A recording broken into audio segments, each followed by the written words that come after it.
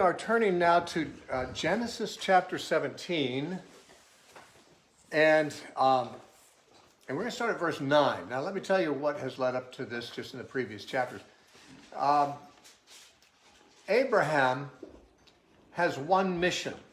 Actually, at the time we're talking about, his name was Abram, shorter than Abraham. The name Abram means exalted father. God changed his name in the first 8 verses of chapter 17 of Genesis to Abraham. Adding the syllable changed the meaning slightly. From exalted father, Abram, he now becomes the father of a multitude, Abraham.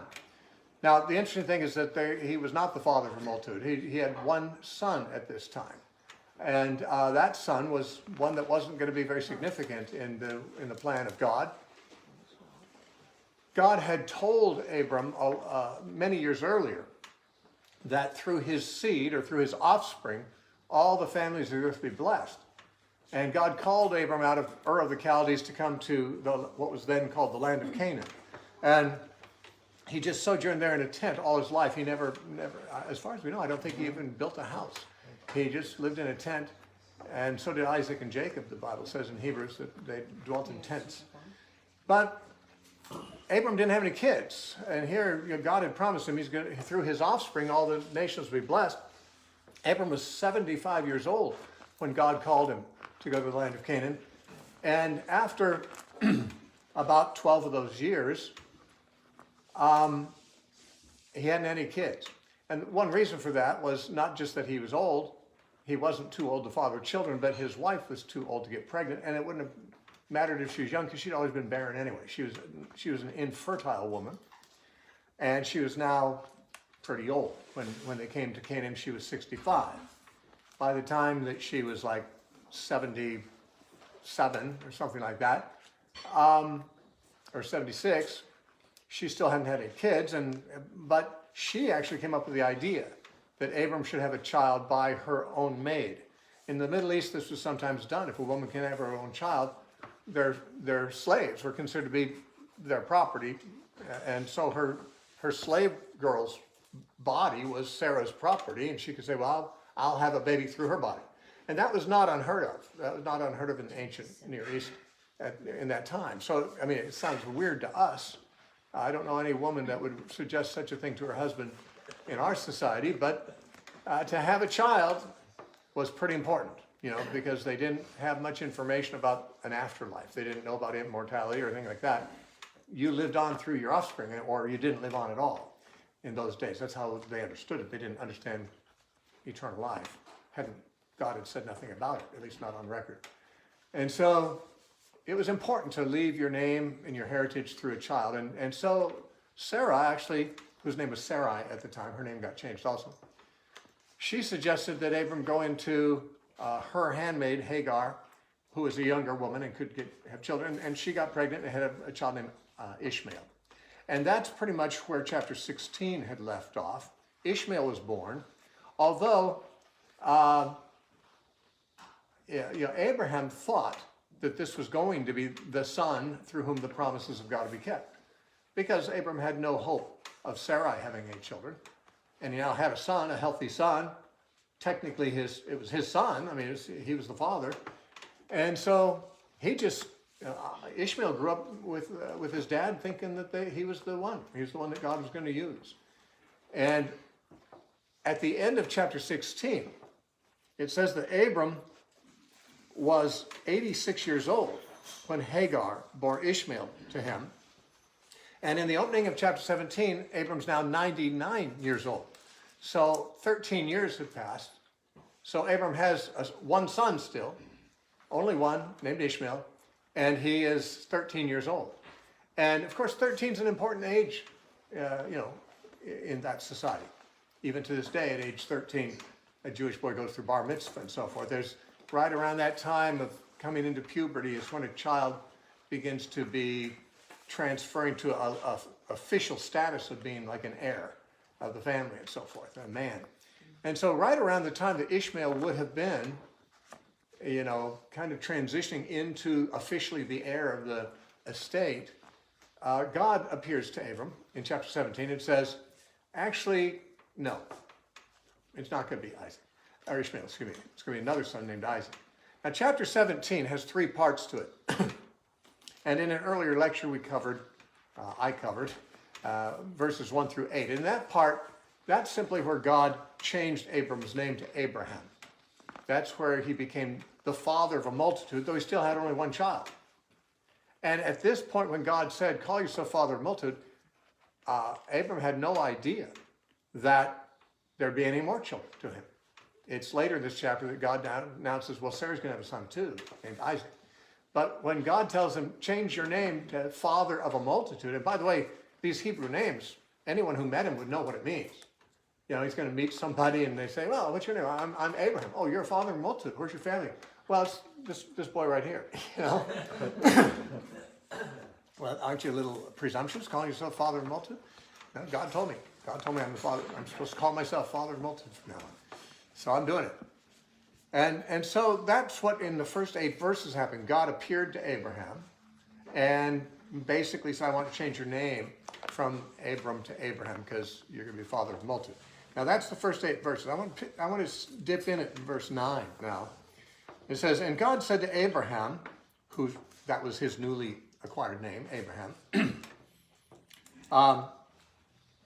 God said to Abraham, as for you,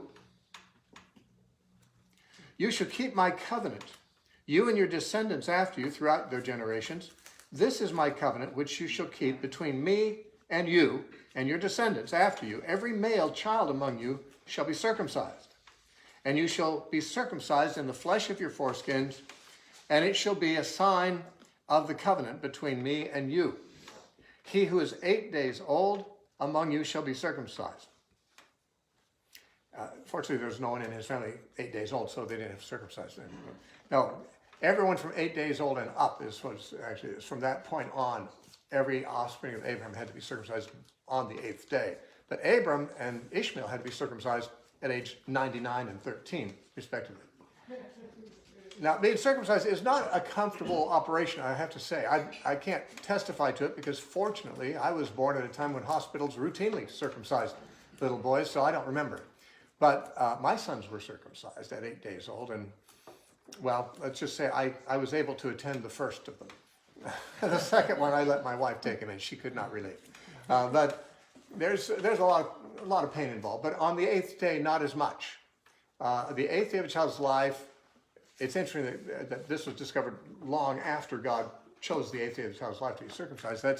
That's the time of a person's life, in their whole life, when their vitamin K levels are at their highest, which promotes healing and also apparently makes it not quite, it's kind of denting of pain, I suppose. I know my first son, when he was circumcised, he screamed and hollered the whole time, but I think it was mainly because they had him strapped down to a plastic thing. I don't even know how much of it was the pain of the circumcision, but I've known adults who got circumcised. We had an African guy come from Kenya to our school, and he said, I think in his tribe, all the boys were circumcised at age 12 or 13 as a rite of passage. And I think they do it in front of the whole tribe, you know, and I think they have to not cry and stuff like that, you know. I don't think I could pass that test. But I even knew a guy from Jamaica who was one of our worship leaders at our school. Before I knew him, he had gotten circumcised, but as an adult. I thought, if I wasn't circumcised as an infant, I'll tell you what, you wouldn't get me circumcised for nothing. You know, you couldn't pay me enough money. But Abram had to be circumcised at age 99, and Ishmael at age 13, and all the household servants were to be circumcised the same day. That was probably the only time when all those servants wished they had a different master. You know? He had 318 or something like that trained servants that went out and fought later on in a later battle with him in chapter earlier in chapter 14. Yeah. But this is where it's first commanded. The 8th day of a child's life, you got to circumcise him. This would also be a time when people would be glad to be a daughter rather than a son, I think, if they were adults and had to be circumcised. But he says this is going to be the mark of the covenant. He says, whoever is 8 days old among you shall be circumcised, every male child of your generations, he who is born in your house, or bought with money. Now notice, bought with money. He had slaves too who were not his relatives. They had to be circumcised too, and they would be part of the covenant. So a Gentile could be part of this covenant. People sometimes say, why did God pick the Jews and leave the Gentiles out? God didn't pick the Jews so that they get all the benefits and the Gentiles get none. God chose Abram and his seed, through whom all the nations of the earth should be blessed. That's the promise. He said, through your seed, all the nations, all the families of the earth will be blessed. So he didn't just choose Abraham's family and leave everyone else out. He chose Abram's family to be a blessing to all the other nations, to bring salvation to all the nations, to bring the Messiah into the world so that the Messiah could bless all nations. So, I mean, God had a plan for the whole world. And even in Abram's own generation, or his son's generation, if he bought a pagan for a slave, he'd circumcise him and he'd be now part of the family. He'd be part of what we call Israel. You know, there was no Israel yet. That term wasn't used until 2 generations later. But essentially, to be part of God's chosen people didn't require that you have Abram's bloodline, but Abram's covenant requirements. And we go on and it says, verse 13, he who was born in your house and he who was bought with your money must be circumcised. My covenant shall be in your flesh for an everlasting covenant. And the uncircumcised male child who is not circumcised in the flesh of his foreskin, that person should be cut off from his people. He has broken my covenant. Now that means that even if Abram had a direct child who was not circumcised, he would not be regarded to be part of the family. So you can see that to be a child of Abraham, right from the very beginning, it was not really a matter strictly of biology or race. It was a matter of Abram had a covenant with God, and those who entered into that covenant with him, whether they're Gentile servants or Abram's own offspring, they were part of that covenant family. And a person who was physically related to Abram, if he wasn't circumcised, he'd be cut off. So we can see that membership in the people of God was never based entirely on who your parents or grandparents were. You didn't even have to have any Abrahamic blood in you in order to be part of Abram's people. And you just had to have the covenant mark. If you were one of Abram's actual children and you weren't circumcised, you're cut off from the people. If you're a Gentile and you come into the family and get circumcised, you're part of the people. So God's people have always been defined by covenant, not by race. It's true that God chose this one family to give them the covenant, and he worked with that family through Abram, Isaac, Jacob, the 12 sons of Israel, calling them out of Egypt, eventually making them the nation of Israel. And he made another covenant with them at Mount Sinai. But the point is that God had this family that he chose to work through. But as far as being one of God's people, you didn't have to be part of that family. Even when the nation of Israel was established, it was a mixed multitude that came out of Egypt with them. There were Gentiles there too. And God made his covenant with them. And he said, when he made the second covenant, the one that he made at Mount Sinai, he said to them, if you will obey my voice and keep my covenant, those are the terms. He didn't say, if you're descended from Abraham. He said, if you obey my voice and keep my covenant, you'll be a peculiar people unto me, above all the earth, for all the world is mine. He said, and you'll be a nation, a holy nation, a kingdom of priests unto me. So to be part of the holy nation, Israel, to be part of the kingdom of priests, required that you keep the covenant. That's what God said, if you obey my voice and keep my covenant, then this applies to you. Some of the people there at Mount Sinai were in fact Gentiles who had come out as part of the mixed multitude with Israel out of slavery. So you could be a Gentile or a Jew. It didn't matter what race you were. God has always accepted or rejected people on the basis of covenant. Do they keep the covenant or reject the covenant? This started before Sinai. This started in Abraham's time. And it started with circumcision, which was the mark of the covenant. And so, it's quite a mistake to think that just because someone has Abrahamic blood, that they are special people to God. I mean, what did John the Baptist say in Matthew 3? He said, don't think to say within yourself, we have Abraham as our father. God could have these stones raise up Abraham's children. In other words, these stones, frankly, can never literally be Abraham's children. God could make people of them, but they wouldn't be descended from Abraham. They were a stone a few minutes ago. But a child of Abraham doesn't have to be descended from Abraham. God could take a stone and make it into man, and he could become a child of Abraham too.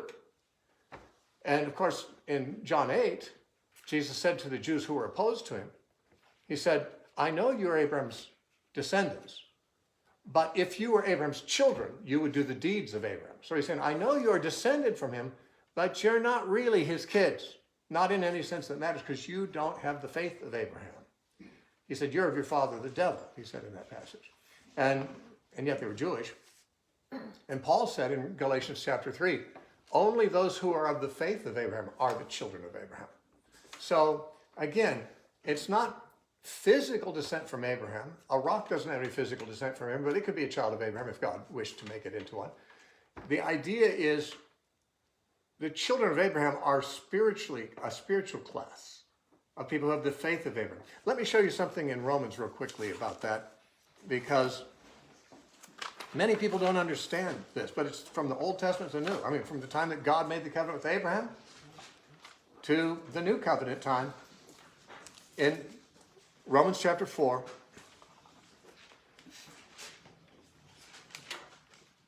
Romans 4 verse 9, Paul says, does this blessedness then come upon the circumcised only? Now by the circumcised he means the Jews. By the time of Paul, the term the circumcised or the circumcision meant Jewish people, and the uncircumcised or the uncircumcision meant Gentile people.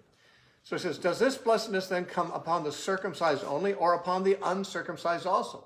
Is it only for Jews or for Gentiles too? He says, for we say that faith was counted to Abraham for righteousness. How then was it counted? While he was circumcised or uncircumcised? Now as it happens, God declared that Abram was justified by faith in Genesis 15:6. Genesis 15:6 says, Abraham believed in the Lord and it was counted to him for righteousness. That's Paul's favorite proof text for justification by faith. But that was 2 chapters before Abram was circumcised. So he was accounted righteous before he was a Jew. He was a Gentile. Abram was a guy from Babylon. He wasn't Jewish. There were no Jews.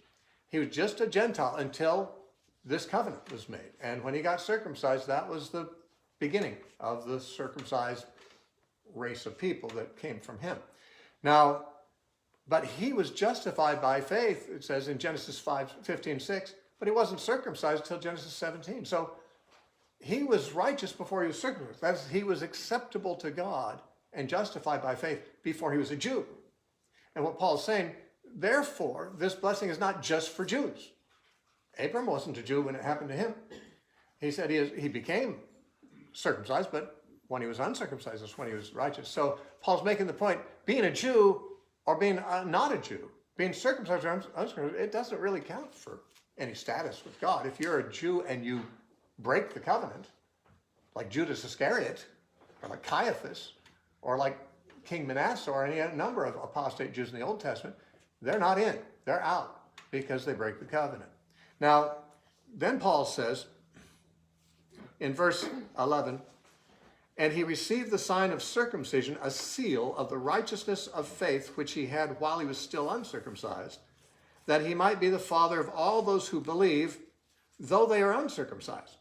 So Abram's the father of everyone who believes, even the Gentile people who believe. He's still their father.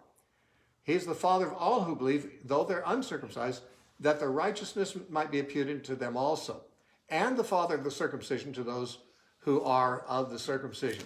Now, there's also a place in Galatians chapter 3 where Paul says that, you know, those who are of faith, they're the children of Abraham. And he says at the end of Galatians 3, the last verse, he says, if you belong to Christ, then you are Abraham's seed and the heirs according to the promise. So Paul is saying, well, we might ask ourselves, well, then what's the point of Jewishness? What's the point of, why was the law given and so forth? Why were there Jews? We have to remember that the Jews weren't, Abraham wasn't even selected until about 2,000 years into human history. I mean, Adam was 2,000 years before Abraham. Noah, Enoch, those guys, they were all God's people before Abraham was born. And it's like in the Old Testament period is 4,000 years long. It was halfway through before Abraham was chosen. You know, half of the Old Testament time, there was no circumcision, there was no Jew, there was no Abraham's family, there was no Abraham yet. So Abraham and his family really make up a pretty small portion of significant biblical history. The last half of the Old Testament period and up until the new covenant comes. And of course, the remnant of them came to be followers of Christ. We call them the disciples. The Jewish people who believed followed Jesus. The Jewish people who didn't believe, well, their kingdom was destroyed in 70 AD by the Romans. The temple was burned down. The Jews were scattered. They're still scattered. I mean, sure, there's some have come back to Israel, but not even half are back in Israel. The majority of Jews are scattered throughout the world right now, and always have been, ever since the Babylonian exile. So the family, the physical family of Abraham, had a significant role in bringing the Messiah into the world. That's what they were for. It says in Galatians 3:16, Paul said, now to Abraham and his seed, the promises were made. Then Paul says, he doesn't say seeds plural, but seed singular, which is Christ, Paul says. So Christ is the seed through whom all the nations will be blessed. And the Jewish people were the family that would bring the Messiah into the world. Once he arrived, they had the same obligation everyone else did. Follow the Messiah or be lost. You know, I mean, it's like they were special in their mission, that God chose through Abraham that his seed, through his seed, the Messiah would come, and through him, all the nations would be blessed. Well, that happened. Mission accomplished. They brought the Messiah into the world. Now, new assignment. Come into the new covenant. Now, follow the Messiah, Jew and Gentile. And if a Jew or Gentile follows the Messiah, they're still in the covenant, the new covenant. If a Jew or Gentile doesn't follow the Messiah, they're not in any covenant. Because the new covenant nullified the old covenant, it says in Hebrews. Hebrews 8:13 says, where there's a new covenant, the old covenant is obsolete.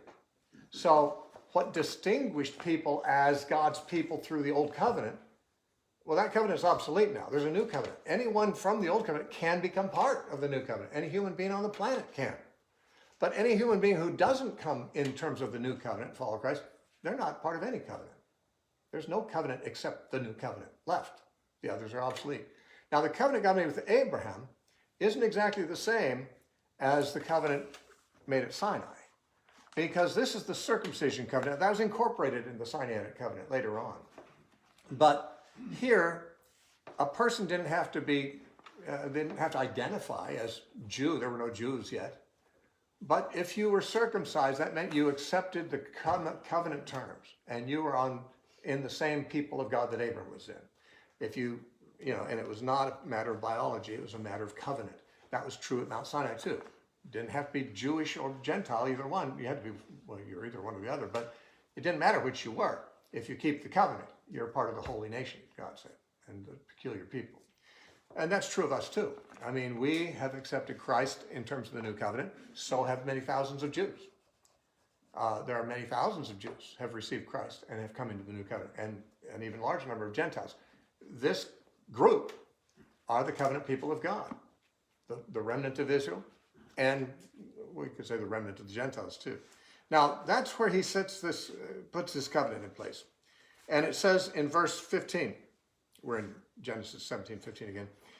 Then God said to Abram, as for Sarai, your wife, you shall not call her name Sarai, but Sarah shall be her name. The word Sarah means princess. Imagine giving a 90-year-old woman a new nickname. Honey, from now on I'm going to call you Princess. She's 90 years old. She's my mother's age. And that's kind of cute. But it kind of treats her like a younger woman in a way. I mean, why not call her the queen? Why princess? You know, she's going to be royalty and she's 90 years old. Why not be the queen? But because she's going to be rejuvenated. She's going to be able to have a child. And he says, I will bless her and also give you a son by her. Now, God keeps going, but Abraham's mind kind of sticks there for a moment. It makes him laugh, actually. Then I will bless her, and she shall be a mother of nations. Kings of peoples shall come from her. And, of course, that is true.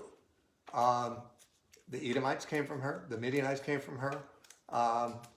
No, the Midianites didn't. They came from Keturah. But frankly, the Jews and Edomites and any of the nations that were non-Jewish that came from Abram were her children then, except for the Ishmaelites. And the Midianites and those. Now, Then Abraham fell on his face and laughed and said in his heart, which means he didn't say it out loud, shall a child be born to a man who is 100 years old? He was 99 at that point. Obviously, he'd be 100 when the child would be born. And shall Sarah, who's 90 years old, bear a child? And Abram said to God, oh, that Ishmael might live before you. Now, Ishmael was 13 years old, and we have to assume that Abram would become quite attached to him. We think of Ishmael as the rival, the bad guy. He's the antagonist in the story. He wasn't any antagonist at age 13. He was Abram's beloved son and only son. He was the one that Abram was assuming all the promises could be fulfilled through this, my son, this stalwart young 13-year-old just passing into manhood. He was devoted to Ishmael and had every reason to be. And God said, no, I'm going to give you a child by Sarah. And Abram laughed. It sounds so ludicrous. You got to be kidding me. She's 90 years old. It's hard to imagine even any part of that, And I've already got Ishmael. May Ishmael live before you. Why don't you just choose Ishmael and do what you said you're going to do with him? Yet Ishmael was a child of the flesh. And God wanted him to have a child of a promise. Paul makes this point in two of his epistles, Romans chapter 9 and in Galatians chapter 4. He both places says Abram had two kinds of sons, Ishmael and Isaac. One was a child of the flesh, and one was a child of the promise. And Paul goes on to say, the Jewish people who reject Christ they're children of the flesh. I mean, they're descended fleshly from Abraham. But the promise is not to the children of the flesh, but the children of the promise. And then he goes on in Galatians, by the end of chapter 4 of Galatians, and we, brethren, writing to Jews and Gentile Christians in Galatia, we, brethren, are the children of the promise, as Isaac was. And so Paul sees a type of two kinds of sons of Abram in Ishmael and Isaac. One was born without any miraculous power. One was, a man who could impregnate a woman, sleeping with a young woman who could have a child. Nothing miraculous about that. It is all flesh. It wasn't a work of God, it was a work of the flesh. And yet Isaac was an impossible child. So impossible that Abram laughed when he heard the plan. And in the next chapter, Sarah hears of it and she laughs too. It's ludicrous. But that's what God chooses. He chooses the foolish things to confound the wise and the weak things to confound the strong. He didn't want any flesh to glory in his sight. And Ishmael was just a fleshly son of Abraham, just like many people are in the world today, the Jewish people, the ones who reject the Messiah. Just like Caiaphas did and Judas did, and all the Jews that persecuted, the Sanhedrin that persecuted Stephen, killed him. They're the same as any Jew who doesn't receive Christ, because frankly the Jewish religion is anti-Christian. I have a Jewish friend who became a Buddhist, and he was a Buddhist most of his life. Then later, when we met him, he became a Christian. And he said it was so much harder telling his Jewish mother that he'd become a Christian than it was telling her he'd become a Buddhist. She didn't mind him becoming a Buddhist. Becoming a Christian, though, there's rivalry. There's always been rivalry historically, not so much now, although in the minds of the Jews there still is. But I mean, throughout history, the Catholic Church persecuted the Jews. Hitler was regarded to be a Christian by the Jews. I mean, anyone who's not a Jew is called a Gentile, a Christian to them. And so the Jews have had this rivalry or this attitude that the Christians, they're the enemy, And yet, Paul says, that we are the children of the promise. We who have the covenant with Jesus. And the others, they're just like any unbeliever. It doesn't matter who their ancestors are. Because God doesn't judge you by your ancestors. Remember in Ezekiel says, a father will not die for his son's sins and a son will not die for his father's sins. Same thing. A son's not rewarded for his father's virtues. Ezekiel 18 goes right through that. If a righteous man has a son who's a scoundrel, well, that son will die in his sin. All his father's righteousness will not be applied to him. God doesn't judge people by who your parents, ancestors, anyone was. God doesn't judge people by race. He judges by faith. He judges by covenant. It was so in Abram's own day when all his servants got circumcised. They were not Jews. He hadn't birthed any Jews yet. He hadn't even birthed Isaac yet. But he had these pagan servants, and they were all circumcised. They became covenant people in Abram's family. And so Sarah is going to have a child. Abram laughs at that and says, well, why isn't Ishmael okay? Well, Ishmael isn't okay because he's not the child that God promised. He's a child of the flesh. And so in verse 19 it says, then God said, no, Sarah, your wife, shall bear you a son, and you shall call his name Isaac. I will establish my covenant with him for an everlasting covenant, and with his descendants after him. And as for Ishmael, I have heard you, because I have blessed him, and will make him fruitful, and will multiply him exceedingly. That is Ishmael too. He shall beget 12 princes, and I will make him a great nation. But my covenant I will establish with Isaac, whom Sarah shall bear to you at this set time next year. And then he finished talking with him, and God went up from Abraham. Now, it says this is an everlasting covenant that's going to make through Isaac. Of course, it is an everlasting covenant God made through Abram. But what is the covenant? The covenant is that through his seed, all the nations of the earth will be blessed. So first it was Abraham. Now it's singled out of his 2 sons. At the time, he later had 6 sons by Keturah, so he had 8 altogether. But now it's only one of the 8 children of Abraham gets to carry that through, and that's Isaac. Isaac's going to have 2 sons, and only one of them is going to be chosen, Jacob. The family is narrowing down because Jesus can only come through one set of great-great-great-great-grandparents, at a time. There's only one couple that can produce the next generation. It's going to be eventually Jesus. And so Isaac was the one chosen for that. We'll find later on Jacob was chosen in his generation for that. Later Judah was chosen, and then from Judah's family, David was chosen. And so we see the narrowing down. But it's an everlasting covenant because God was not going to break this covenant. He's going to bring the Messiah into the world through this family, through Isaac, through this family line. And it's interesting because he says, I'm going to bless Ishmael too. I'm going to make 12 princes from him. I'll make him a great multitude. We usually think, I think I was taught in my early Christian training to think of the Ishmaelites as the bad people. Why? Well, because the Arabs are believed to come from the Ishmaelites. And the Arabs are Muslims. But there weren't any Muslims at this time. There weren't even any Muslims in Jesus' time. Muhammad came up like 600 years later. The Arabs were not always the bad guys. They were always not the Jews, and the Jews were chosen to bring the Messiah, and the Arabs were not. But the Arabs weren't worse people in terms of their relation with the Jews than, say, the Babylonians or the Assyrians or other people who are not Arabs. They had their unfriendly times. There were certainly times when certain Arab groups were hostile toward the Jews. But I was taught growing up that the Bible teaches there's going to be this eternal hostility between the sons of Isaac and the sons of Ishmael. Like there's supposed to be like this unending hatred between the Jews and the Arabs. And having been taught that, we were always encouraged, of course, we're going to take the Jews' side and we're going to think the Arabs as bad guys. Well, Arabs do some bad things, especially Muslim extremists certainly do. But the Bible doesn't ever say anything particularly bad about the Arab people and does not ever predict that the Arabs and the Jews are going to be perpetually enemies. When I got older and studied my Bible, I said, where were they getting that idea? I just had it in my head. The Arabs are bad guys. God always said they'd be the enemies of the Jews. It doesn't say that anywhere. It doesn't say that anywhere.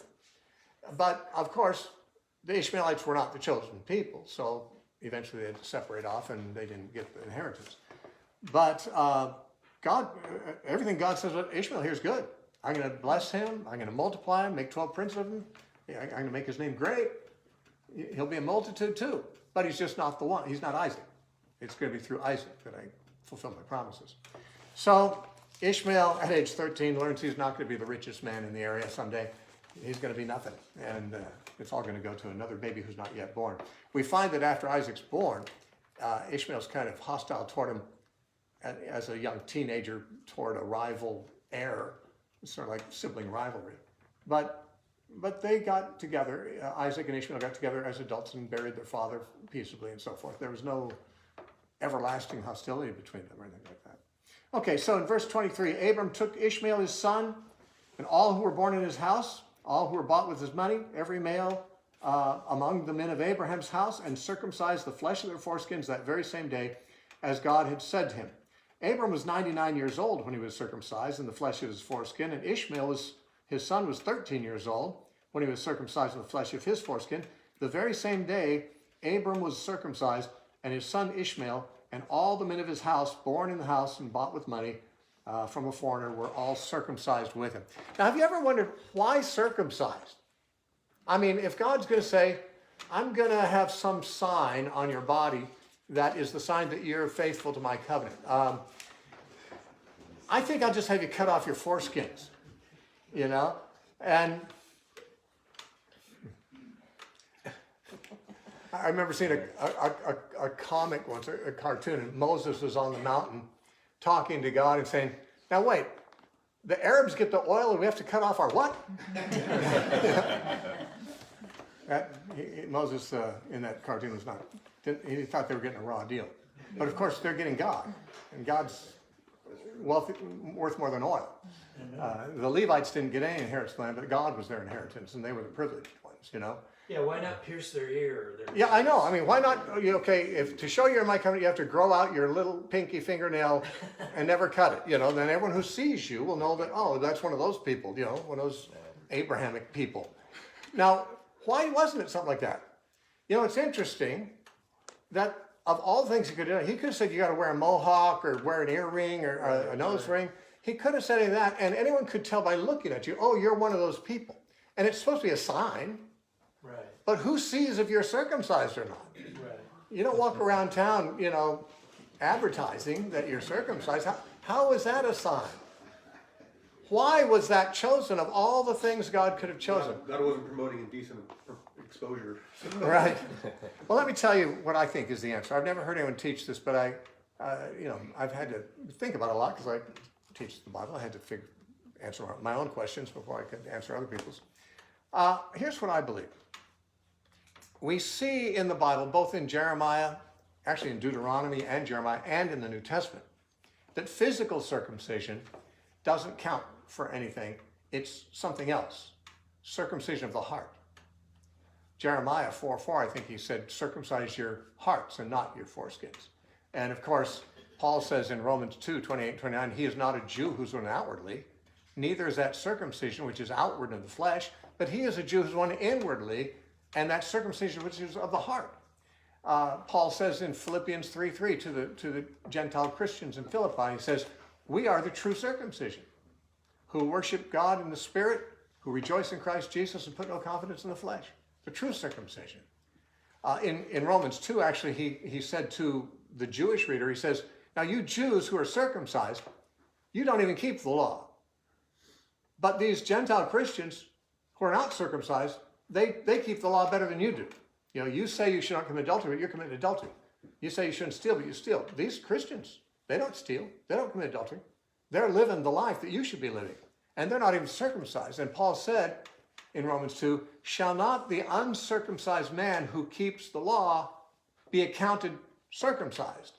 And you who with your circumcision do not keep the law will be accounted uncircumcised.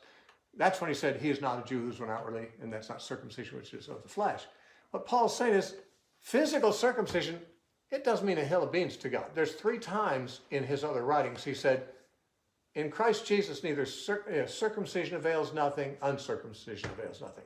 In one place he says, but keeping the commandments of God. In another place he says, but a new creation.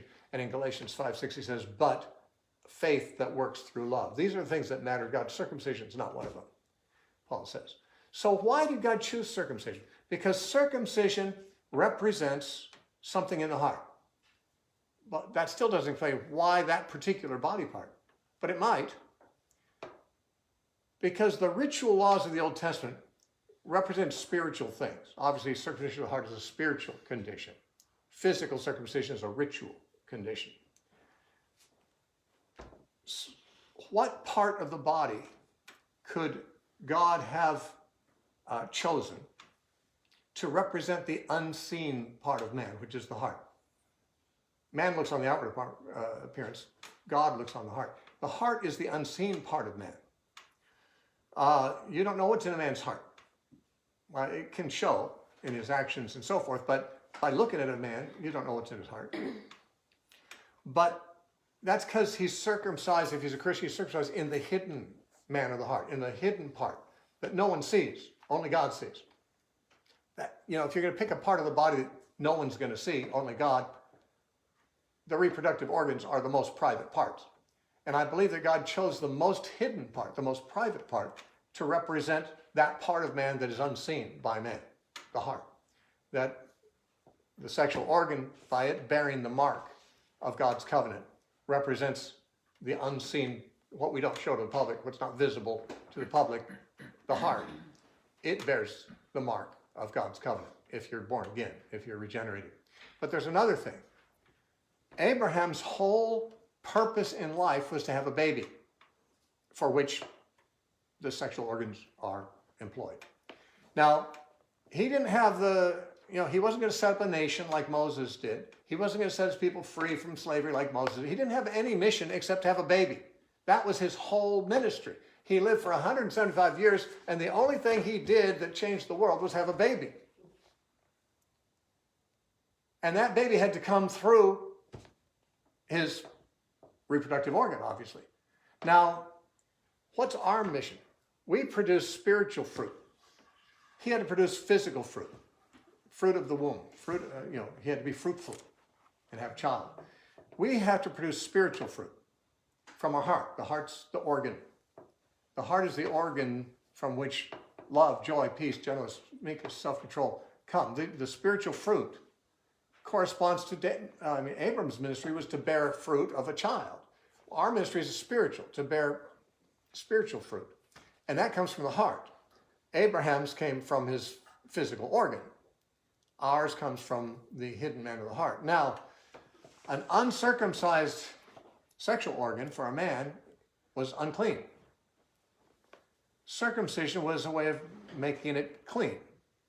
And therefore, what was produced through it came through a clean instrument. Ishmael was not born through a clean instrument because Abram was not yet circumcised when Ishmael was born. But Isaac, who was going to be God's chosen fruit of the womb, had to come through a clean instrument and a circumcised. Our hearts have to be clean too. A circumcised heart doesn't refer to us actually cutting anything in our heart, obviously. It's just as circumcision determined whether you're clean or unclean physically in the Old Testament. Your heart has got to be clean as opposed to unclean. It's not a matter of having a ritual done to your body that shows that you're God's man or woman. It's what comes from your heart that shows. And so the cleansing of the heart as the organ of fruitfulness corresponds to the cleansing of, I believe, the reproductive organ in the Old Testament, the one who's producing children for God's purpose, fruit. So, I think these correspondences exist. The male organ being the most unseen part of the body, just like the heart is the unseen part of a person. And that it was also the part of the body that was going to produce the fruit that God wanted him to produce. And our hearts are what produces the fruit that God wants to produce. So the circumcision of the heart is what physical circumcision, I think, represented. And so we read that he carried it out. Now, I won't take us long on this chapter, but if we'll look at chapter 18, this is the setup for the destruction of Sodom and Gomorrah.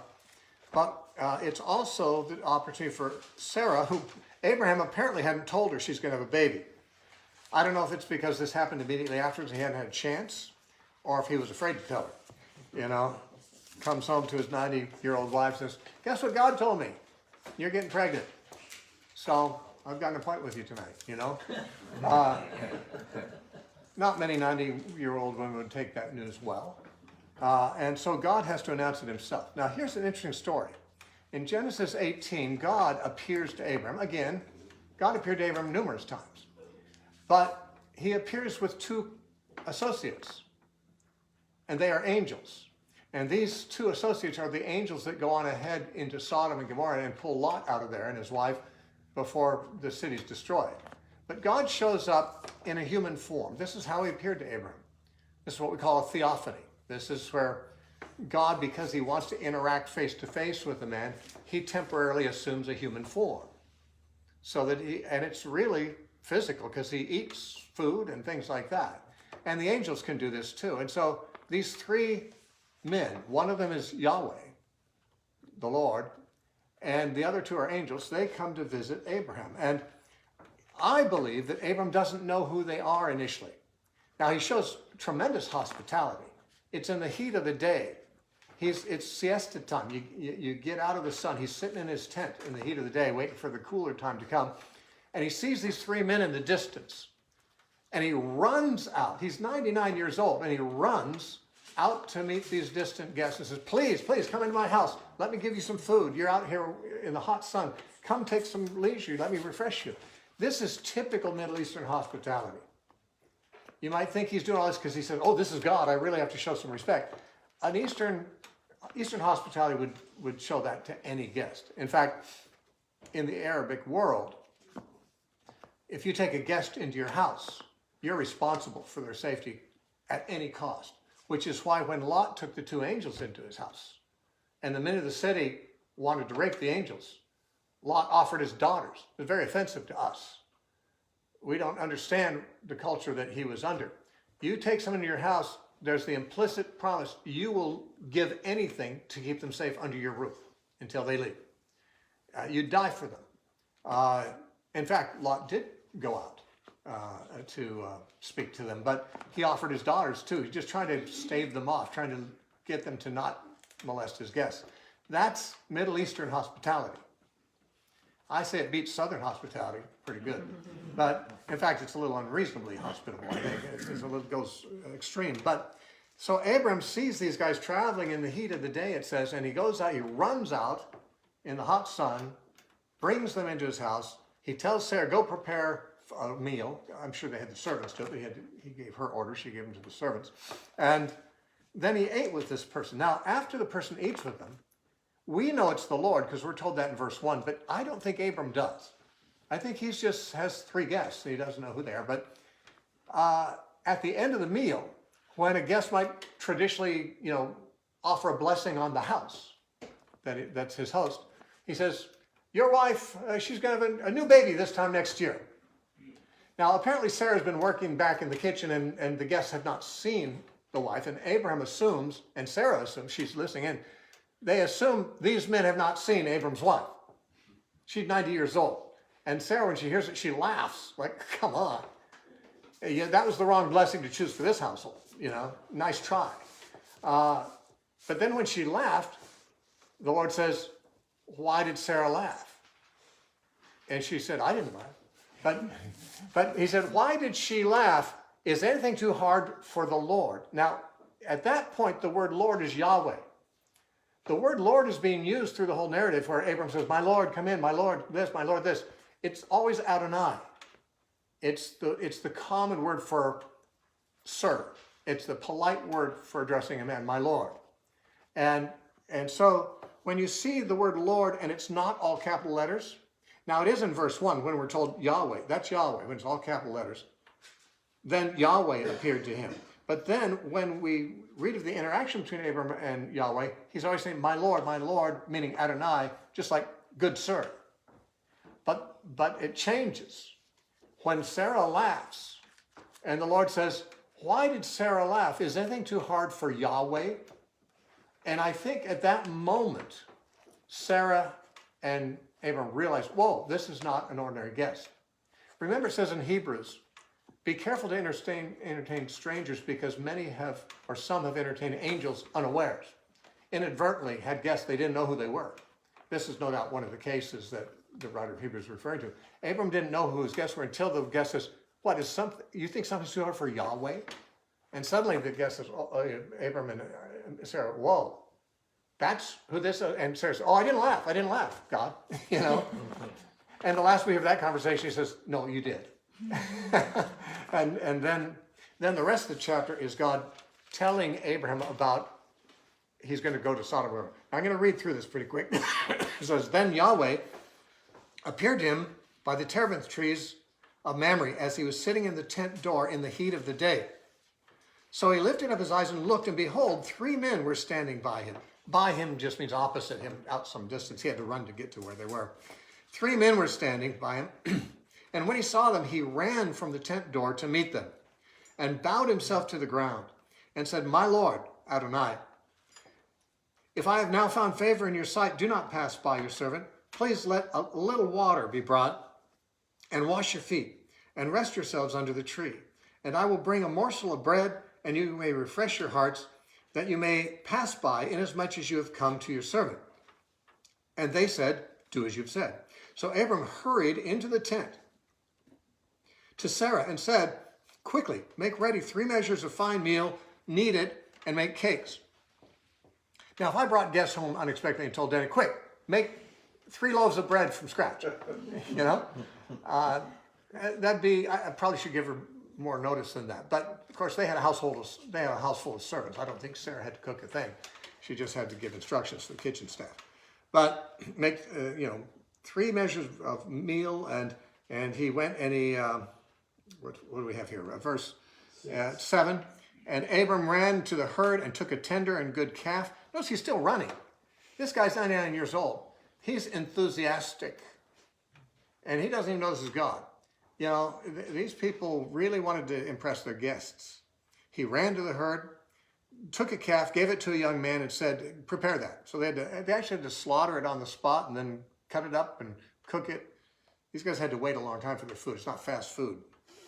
So he took butter and milk and the calf which he had prepared and set it before them. And he stood by them under the tree as they ate, like a servant. Abram here is like their servant. He stands while the guests sit.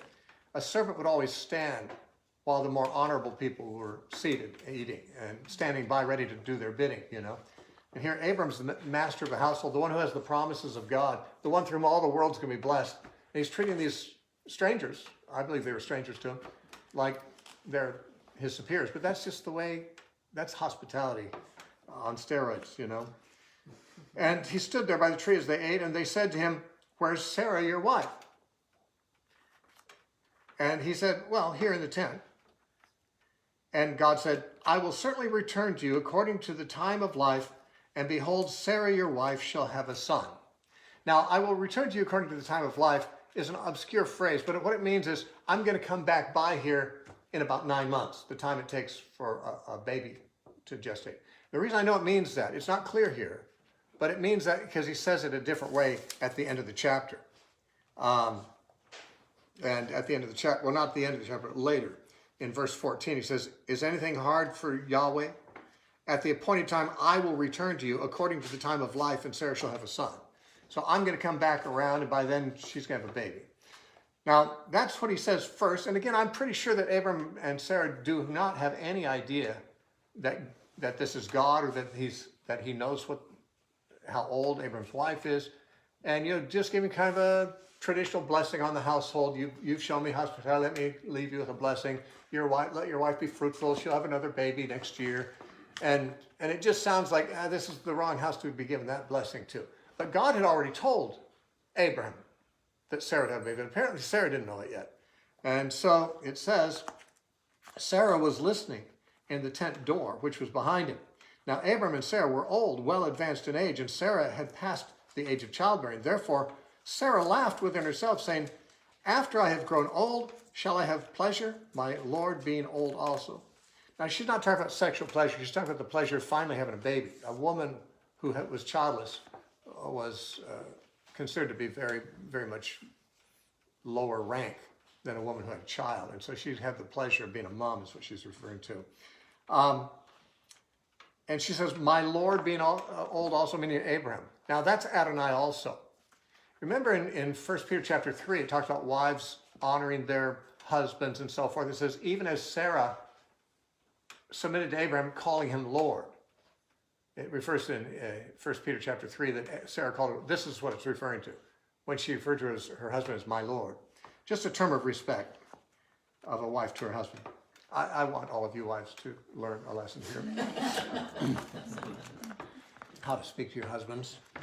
Yes. My Lord. Okay, and so The Lord, Yahweh said to Abram, why did Sarah laugh, saying, shall I bear a child since I'm old? Now, she apparently hadn't said that loud enough to be heard, obviously.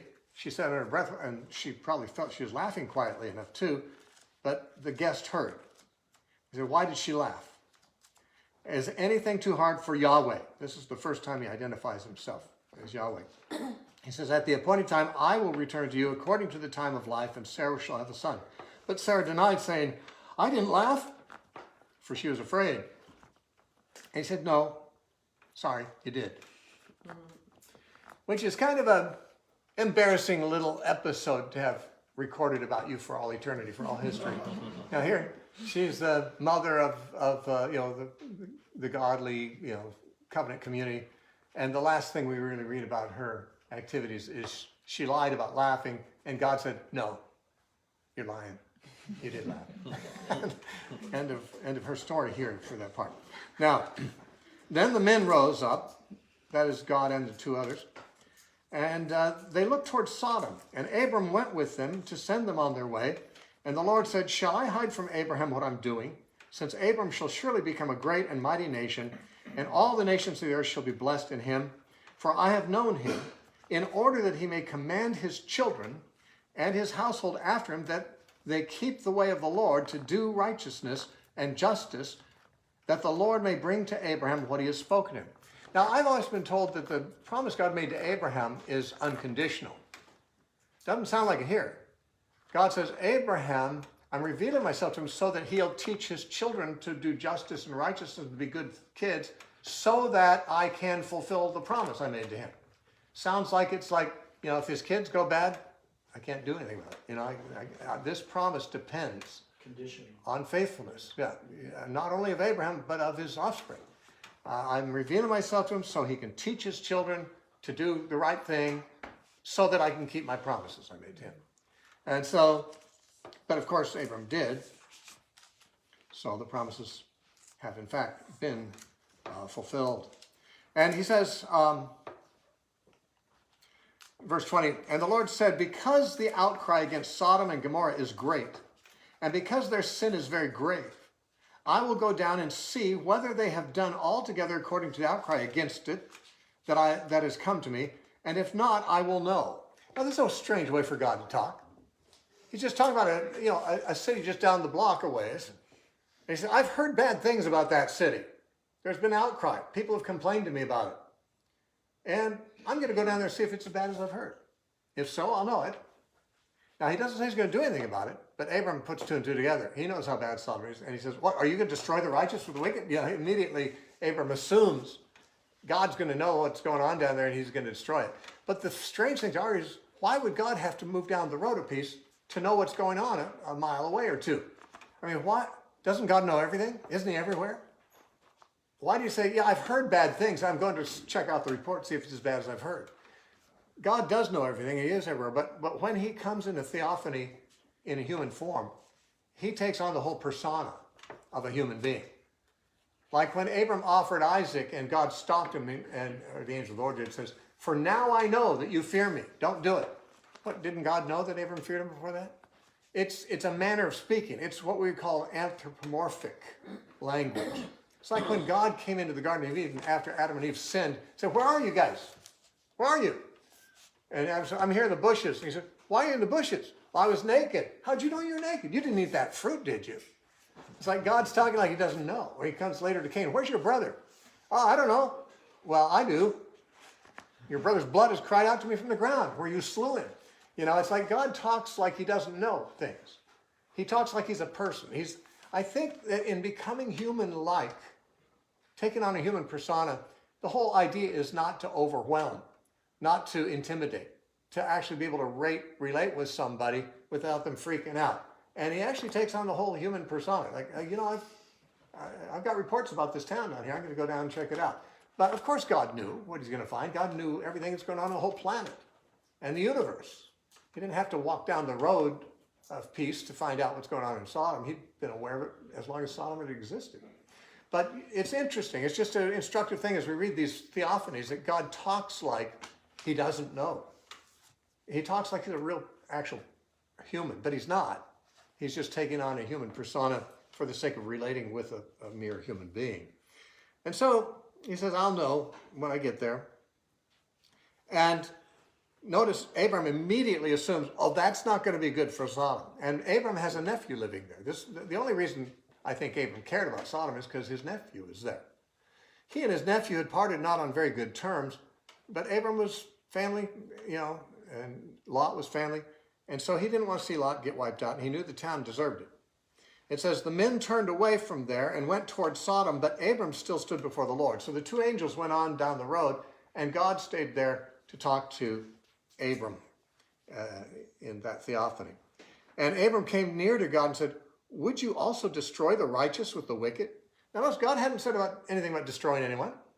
He just said, it's bad down there. I think it's bad. I'm going to go check it out. Abram said, I know what you're going to do. When you see the place, you're not going to let them live. You're going to destroy that place. And I know some righteous people there. Are you going to destroy the righteous with the wicked?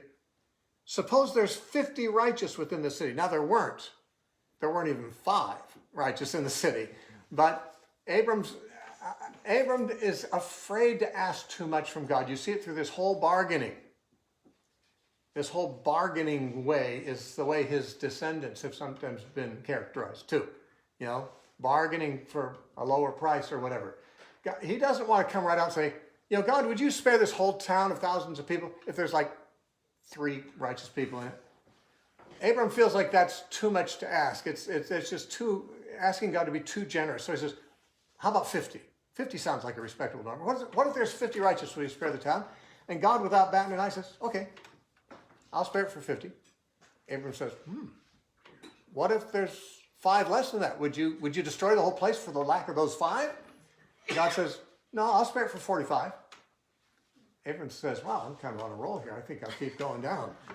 See how far I can bargain down here. He'll spare the whole city for 45. He says in verse 25 is when he said, far be it from you to do such a thing as this, to slay the righteous with the wicked, so that the righteous should be as the wicked. Far be it from you, shall not the judge of all the earth do right? So we recognize God here as the judge of all the earth, and he doesn't do anything wrong. So the Lord said, if I find in Sodom 50, that's where he said yes. Abram answered, how about for lack of 5? God said, I'll do it for 45. Then in verse 29, Abram spoke to him again and said, suppose there should be 40 there. Let's go down another 5. And God said, I will not do it for the sake of 40. Now he's not just saying, I'll spare the 40. I'll save the whole city if there's 40 righteous there. I won't even kill the bad guys. I'll spare everyone if there's 40 righteous there. Of course, God knew how many there were and weren't. But the point is, Abram has not yet found the limit of God's generosity. He started with 50 because he wasn't sure that would go over. God said, okay. He said, how about 45? Okay. What about 40? Okay. It's like God's not reluctant to be bargained with by one who's making intercession for the lost here. And it says in verse 30, then Abram said, let not the Lord be angry. Now I got the impression God wasn't showing any signs of anger. But like most of us, Abram probably assumed God isn't as generous as he really is. Am I bugging you, God? I mean, I've prayed for this 400 times and it hasn't happened yet. Is it okay if I pray for it again because I still want you to do this? Don't get angry, God. And God doesn't show any signs of being angry. Abram's like a normal man who thinks, who am I to impose on God? He must be getting irritated. Though it's very clear that God is not getting irritated. He said, let not the Lord be angry, but I will speak. Suppose there's 30 that'll be found there. And he said, I'll not do it for 30. 30 is good. Verse 31, then he said, indeed, now I have taken upon myself to speak to the Lord. Like, who am I to ask you for anything? But I'm going to do it again. Suppose 20 should be. Notice he's increased the increments. Started with 5 increments of 5, then to 10. And God says, I'll not destroy it for the sake of 20. And we started at 50. We're down to 20, and God's still not reluctant to forgive the whole city if he finds 20. Then Abram really thinks he's asking too much. He says, let not the Lord be angry, but I'll speak just one more time. Just one more. Suppose 10 should be found there. And God says, I will not destroy it for the sake of 10. So the Lord went away as soon as he had finished speaking with Abram, and Abram returned to his place. Now, by the next chapter, the angels arrive in Sodom, and Sodom is doomed because there aren't 10 righteous. Now, what if Abram had kept going? What if he hadn't thought that God was reluctant to show mercy? People underestimate the mercy of God. God is love, you know. So it's not like he's putting out something against his wishes to show love and compassion, patience, and that's who he is. But Abraham and most people, like ourselves, we underestimate that about God. And so, you know, we think, I'm asking too much for this. I've asked this too many times. God must be getting tired of me asking this. Remember what Jesus said about the woman who came to the judge, kept pestering him, and he didn't even care about her case in her case, but he said, she keeps pestering, so I'm going to give her what she wants. Jesus is encouraging us to keep asking, keep knocking, keep seeking, and you'll find the door will be open to you. And so, you know, we might tend to think, but God hasn't answered this prayer yet. Maybe he's angry at me for keeping asking. Now, only Word of Faith people get angry when you keep asking. Word of Faith people say you shouldn't ask twice. You ask once and then just believe you got it. That's all. But the Bible doesn't say that. Abram keeps asking, but Abram has gotten to his own limit. 10. Now, he knew probably if he said 1, then at least Lot would be spared. Maybe the whole city would be spared because Lot was there. But he didn't dare go that low, apparently. You could tell he's getting nervous when he said 30. How about 30? Don't get angry. But what if there's 30? Oh, who am I to speak to the Lord like this? But will you do it for 20? You know? Well, don't get angry. Would you do it for 10? It's like Abraham ran out of faith in the generosity of God. Said, I'm not going to go further than that. I mean, that's really asking a lot for 10. But I get the impression God hadn't reached his limit yet. You know? Everything Abram suggested, okay, yeah, I'll do it for that. Why not? If you ask. You know, you never know what God is willing to do if his people are willing to keep asking and trusting. And here, it comes down to 10, and the conversation ends. Abram said, this is going to be my last request. 10. God said, okay. And then God departs. The angels are going down to Sodom. They destroy the city.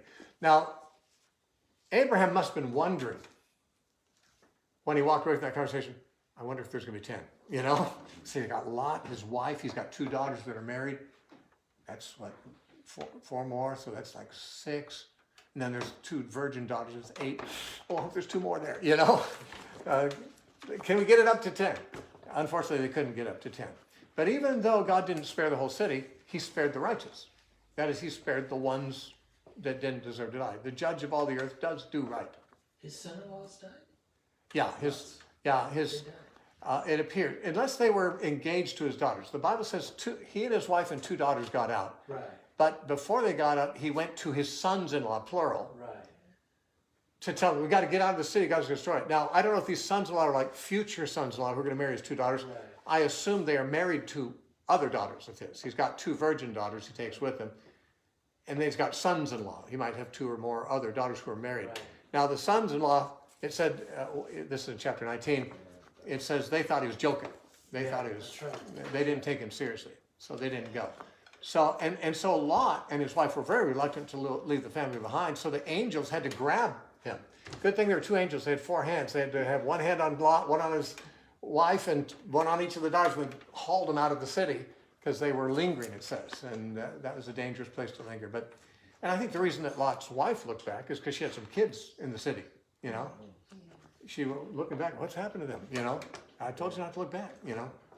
But this is this last part of chapter 8 is really great, very instructive about intercessory prayer, because we underestimate how much God cares about us, about the world, about the lost, how much mercy he's willing to show if there's sufficient intercessory prayer for it. There was a time when God was going to wipe out all the children of Israel because they made the golden calf, and Moses just interceded for them.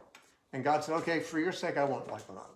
You know, it's like a single intercessor praying for a whole nation can sometimes spare the nation. And so I guess we could learn from Abraham's lack of faith here. I mean, Abram's known for his great faith, but he was a man who grew in faith over time. And at this point, he didn't have enough faith to say, God, how about if there's only one righteous there? I know I can dig up one for you down there, but I don't know about the others. And don't be mad because I'm asking. God isn't mad when we ask. You know, he's not mad when we ask for rivers. He knows that without him we can do nothing. He's probably more likely to be impatient with us if we try to do things without asking him, you know. Oh, God, I won't bother you with this. I'll do this myself. Yeah, that won't work out well. So why don't you just ask me?